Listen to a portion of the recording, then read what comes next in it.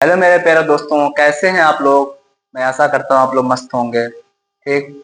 तो आज का मेरा टॉपिक जो है, इसके पहले हम लोग पढ़े थे। इसके पहले हम लोग क्या पढ़े थे कि नियोजन क्या होता है, कक्षा क्लास मैनेजमेंट क्या होता है। ठीक। तो अब हम आपको नेक्स्ट टॉपिक मेरा है कार्यशाला लेआउट और संगठन। कार्यशाला लेआउट संगठन, वर्कशॉप का लेआउट कैसा होना चाहिए और ऑर्गेनाइजेशन करने मतलब ऑर्गेनाइज कैसे होना चाहिए वर्कशॉप में। ठीक। तो हम देखते हैं कार्यशाला लेआउट में कार्यशाला के प्रत्येक गतिविधि या घटक के लिए उपलब्ध फर्श या स्थान को सावधानी पूर्वक वितरित कराना शामिल होता है। मतलब इसमें क्या होता है कि कार्यशाला में अगर वर्क करने से पहले एक व्यवस्थित तरीके से आपका फर्श होना चाहिए और व्यवस्थित तरीके से मशीन आपको रखी होनी चाहिए। ठीक। और व्यवस्थित तरीके से आपके टूल्स होने चाहिए। ठीक है। एक कार्यशाला में और उसको व्यवस्थित तरीके से लेआउट बनाया था, उसका लेआउट व्यवस्थित तरीके से रखा होना चाहिए। उसका एक लेआउट बनाया जाता है, डायग्राम बनाया जाता है कि हाँ ऐसे ऐसे करना है, ऐसे ऐसे बनाना है, ऐसे ऐसे रखना है सामान।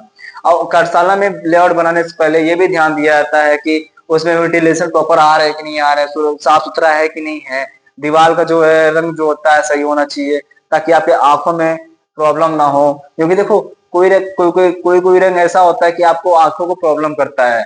ठीक है। तो ऐसा नहीं होना चाहिए। कार्यशाला लेआउट बनाने से पहले ये सब ध्यान दे के बनाया जाता है। वो हम आगे पढ़ते हैं विशेषताएं क्या होती हैं उसकी। ठीक है। तो कार्यशाला में जो होना चाहिए साफ सुथरा व्यवस्थित होना चाहिए। कार्यशाला को ऐसा बनाना चाहिए, वर्कशॉप को ऐसा बनाना डिजाइन करना चाहिए उसमें वेंटिलेशन प्रॉपर तरीके से आ रहे हो और लाइट हो, लाइट की व्यवस्था हो और मशीन की व्यवस्थित तरीके से रखा जाए, टूल व्यवस्थित तरीके से व्यवस्थित स्थान पर रखा जाए। ठीक है। तो हम देखते हैं कि एक व्यवस्थित कार्यशाला की विशेषताएं क्या होती हैं। जो हमारे कार्यशाला व्यवस्थित है तो उसकी विशेषताएं क्या क्या होती हैं। ठीक है। उसकी विशेषताएं क्या क्या है, क्या क्या लाभ हो सकते हैं। अनुकूल वातावरण, जो हमारा वातावरण होना चाहिए अनुकूल होना चाहिए। किसके अनुकूल होना चाहिए, कार्यशाला का अनुकूल होना चाहिए। ठीक है। वातावरण हमारा अनुकूल होना चाहिए। सुरक्षा, सुरक्षा को भी ध्यान दे के रख मतलब बनाया जाता है डायग्राम। सुरक्षा हमारा बढ़िया होना चाहिए, प्रॉपर तरीके से सुरक्षा होना चाहिए हमारा। ठीक है। जिससे किसी भी व्यक्ति को कार्य वर्कशॉप में कार्य करते के दौरान कोई भी चोट ना लगे, कोई चोट ना लगे। ठीक है। तो सुरक्षा हमारा प्रॉपर तरीके से व्यवस्थित होना चाहिए।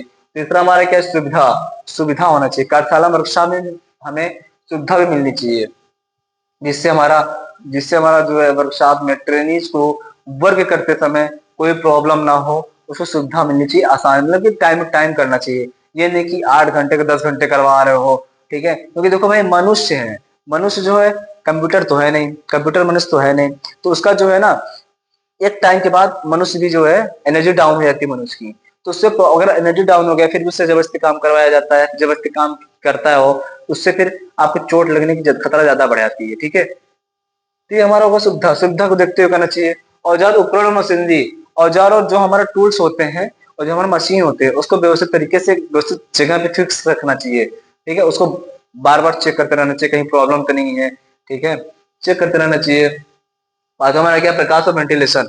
प्रकाश और वेंटिलेशन, जो हमारा वर्कशॉप बना हुआ है, जिसको हमारा लेआउट बना हुआ है वर्कशॉप, तो उसमें ये देखना चाहिए कि हाँ प्रॉपर तरीके से प्रकाश आ रहा है कि नहीं आ रहा है, वेंटिलेशन आ रहा है कि नहीं आ रहा है। वेंटिलेशन होना चाहिए जिससे हमारा हमें घुटन न महसूस हो, वेंटिलेशन होना चाहिए जिससे हमें घुटन न महसूस हो। अब प्रकाश इसलिए जरूरी है क्योंकि अगर प्रकाश नहीं रहेगा तो हम कैसे भी कोई काम नहीं कर सकते हैं, कोई मशीन हम चला ही नहीं सकते हैं। तो हमें प्रकाश और वेंटिलेशन दोनों की ज्यादा जरूरी होती है। ठीक है। ये हमारा हो गया एक व्यवस्थित कार्यशाला की विशेषताएं हो गया, ये एक व्यवस्थित कार्यशाला की विशेषताएं हो गया।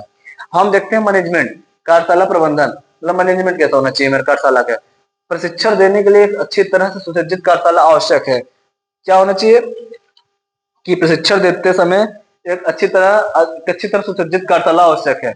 मतलब कार्यशाला जो हमारा ऐसे मैनेजमेंट ऐसा होना चाहिए कि हमें जो ट्रेनिंग से जो प्रशिक्षण दिया जा रहा है तो उसको कोई प्रॉब्लम नहीं होनी चाहिए, उसको कोई प्रॉब्लम नहीं होनी चाहिए, ना तो वर्क करते समय, ना तो वर्क पीस को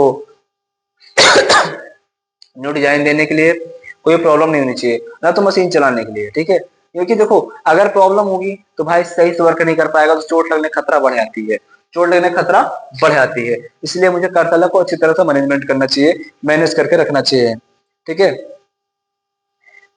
और व्यवस्थित तरीके से साफ सुथरा रखना चाहिए।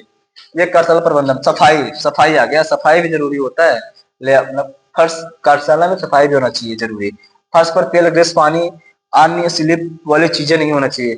वर्कशॉप में फर्श पर ऐसा कोई चीज नहीं गिरा होना चाहिए जिससे ट्रेनीज को चोट लग सकती है, जिससे ट्रेनी को चोट लग सकती है। ना तो उस पे पानी होना चाहिए जिससे स्लिप कर जाए, ना तो उस पे ग्रीस गिरा होना चाहिए फर्श पे। ये ध्यान देना चाहिए, ठीक है, ध्यान देना चाहिए।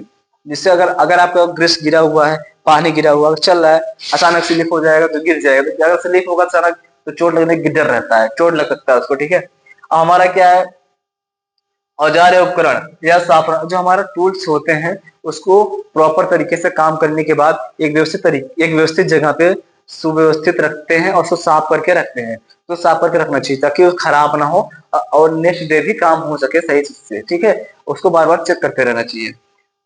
ये हो गया, औजार हो गया। अब कार्यशाला लेआउट के लाभ, लाभ क्या क्या होते हैं कार्यशाला लेआउट के, ये देखते हैं हम। फर्श जगह का किफायती यूज किया जा सकता है।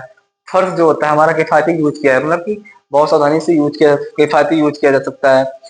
संभावित सुविधा और असुविधा की समस्याओं की पहचान की जा सकती है। हम हम अगर कार्यशाला सही बनाएंगे, वर्कशॉप को जो है लेआउट अगर सही बनाएंगे तो हमारी जो मतलब जो हमारी सुरक्षा रहेगी, संभावित सुरक्षा समस्याओं का पहचान आसानी से हम कर सकते हैं। सुरक्षा और समस्याओं का पहचान हम आसानी तरीके से कर सकते हैं, जिससे हमारा जो ट्रेनीज को वर्क करते समय कोई प्रॉब्लम नहीं होगा, ठीक है।